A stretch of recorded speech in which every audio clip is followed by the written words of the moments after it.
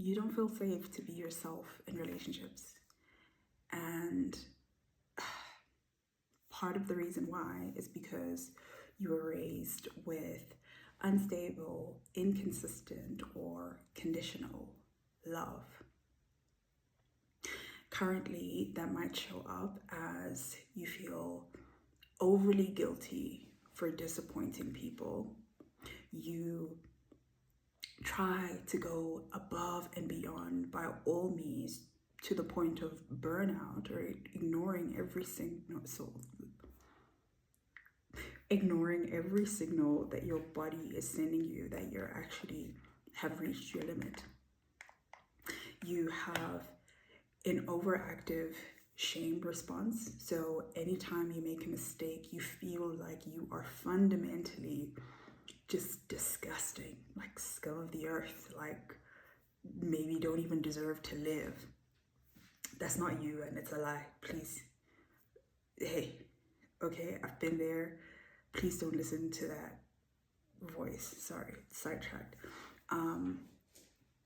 You might currently be over functioning in your work capacity or in your friendships, and sometimes even in your hobbies that you're supposed to be enjoying. You might actually be overly stressing, be trying to be excessively perfectionistic, and just weighing yourself down and not actually able to relax or to play or to enjoy whatever it is that you're doing, that you're engaging in, because there's this constant weight of pressure to be perfect, aka lovable or worthy of love, validation, care, attention, protection, presence, affection, whatever it is that you define as love.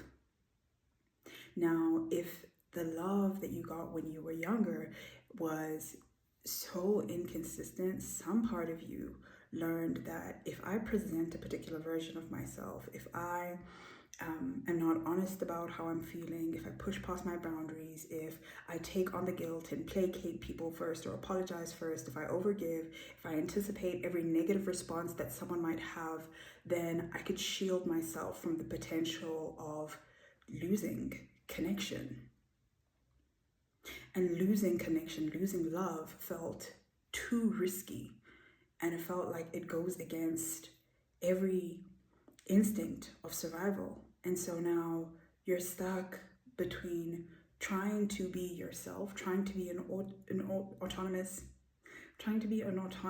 and established human being who feels secure in themselves, and the version of you that you had to become or adapted into in order to survive your childhood. And you don't know who you are. You don't know how to be anything other than what you have been. And I want to offer this to you, that the answer isn't making a flip decision about trying to start doing anything different, or I'm going to stop people pleasing. Okay, slow down. Where you can start is try practicing being honest. Try practicing being honest when maybe a friend invites you out for dinner and you actually are really tired.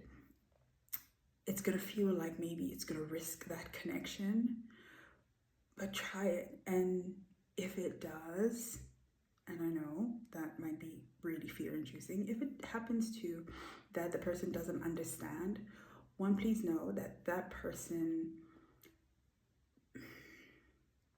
either doesn't have the capacity or the intention to care for you and your needs. They can't consider you within a small context like that.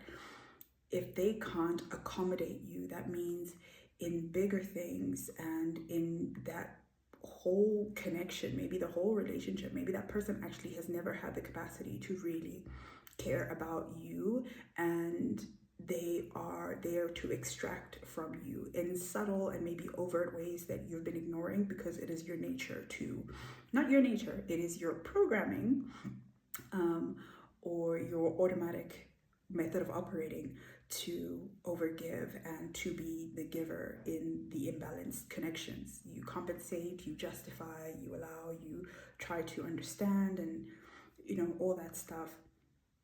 But I want to challenge you to try to be honest more. So if there's something that you don't feel like doing, if there's something that you need, if there is an opinion that you have that might differ from the people that you're around, just try to practice living and expressing what feels true for you in any given moment. And for the people who this in particular, this whole message is for, you will know how risky and how challenging it feels.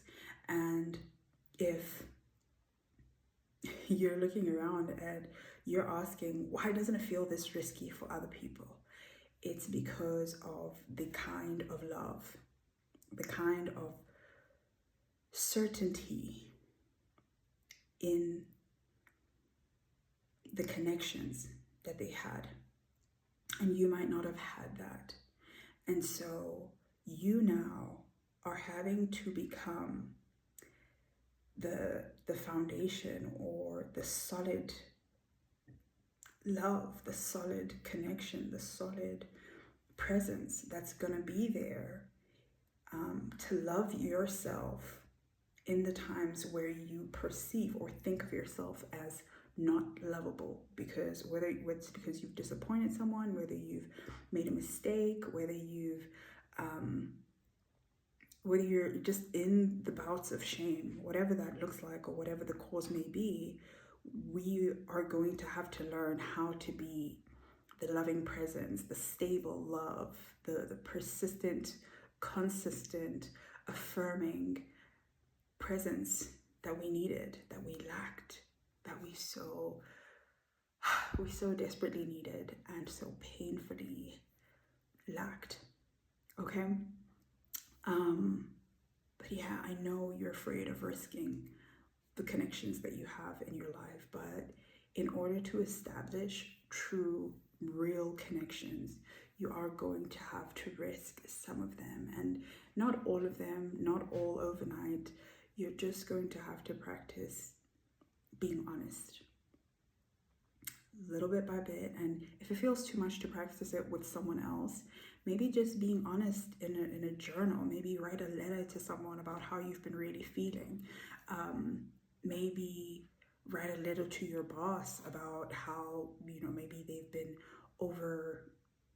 you've been overextending at work, and you don't know how to communicate it. Maybe write a letter about that. Whatever that looks like. You don't have to send the letters. You don't have to show your journal entry to anyone, but you will slowly start to build a sense of congruency and honesty with yourself that nobody can take away, and that you are going to feel like, oh yeah, this is who I am. And it's going to give you a small window of being able to distinguish yourself. Because most likely, if you grew up with the inconsistent connection, you don't really feel like you have a sense of self. You have the you that other people deemed acceptable. You show up as the version of you that other people deemed that they like and accept and want. And you shut down everything else in order to adapt and to secure love, connection, safety. And you being honest goes directly against that inclination to secure safety and connection. So it's going to be a bit rough. I'm not going to lie to you. It's going to be a bit rough, but you do owe it to yourself. Anyways, that's all I wanted to say today. I'm rooting for you so much. I love you. God loves you so much. And oh my goodness, beyond words. God loves you. Oh my goodness. We all. Okay. Sidetracked. But I should have said, y'all, I have ADHD. So formatting videos is like, but yeah, you are so deeply, deeply loved. Formatting videos without getting sidetracked. That's the end of that sentence. But yeah, I will see you in a future video. If you are wanting to get one-on-one coaching with me, I have a Calendly link that you can access and book a coaching session with me, and we can deep delve further into this. But if you're just kind of coming across my videos for the first time and you're like, who this? Please go ahead and check out the rest of my videos. Subscribe so you don't miss any future videos, and I will see you very soon. Okay, love you, bye.